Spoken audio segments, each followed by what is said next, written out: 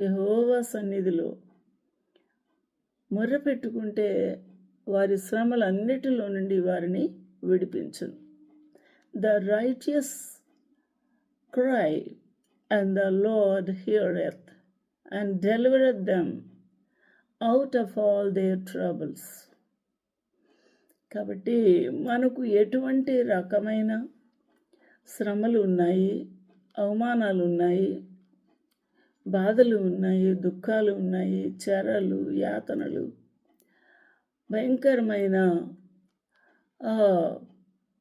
కర్కశమైన దెబ్బల చేత, చావు బతుకుల చేత ఉక్కిరిబిక్కిరవుతున్న ఏ శ్రమలు మనల్ని హింసించుచు ఉన్నాయో అవి మీరెరుగుదురు. వాటన్నిటినీ కూడా ప్రభు పాదాల దగ్గర పెట్టి మొర్రపెట్టినప్పుడు ఆ ప్రభు వారి మొరను ఆలకిస్తాడు. వారి మొరను ఆలకించి వారిని విడిపించే ప్రభువు రక్షకుడు అయి ఉన్నాడు.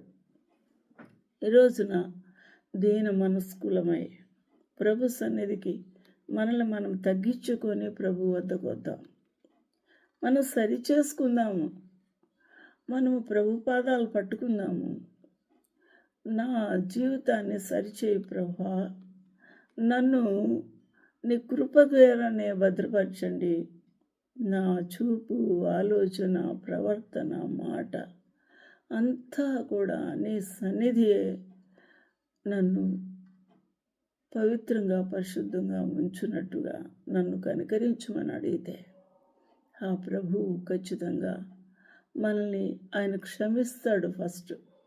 ఆ తర్వాత తన ప్రశస్తమైన రక్తం ద్వారా కడిగి శుద్ధి చేస్తాడు. అందువలన అప్పుడు నీతిమంతులుగా మార్చబడతాం. మన పాపములను మనం ఒప్పుకునే యెడల ఆయన నమ్మదగినవాడు, ఆయన నీతిమంతుడు. కనుక ఆయన మన పాపములను క్షమించి సమస్త దుర్నీతి నుండి మనలను పవిత్రులనుగా చేయను.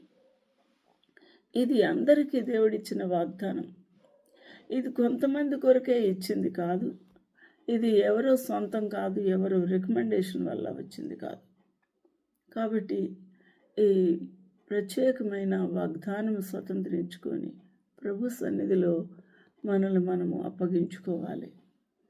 విరిగిన హృదయము గలవారికి యెహోవా ఆసన్నుడు. ఆసన్నుడు అంటే చాలా దగ్గర, సమీపంగా ఉంటాడు అని అర్థం. విరిగిపోయిన హృదయము అంటే విరిగిపోతే ఆ గుండెను పట్టుకొని దాన్ని చింపేస్తే, విరిచేస్తే అది బతుకుతుందా అని మీరు ప్రశ్నించవచ్చు.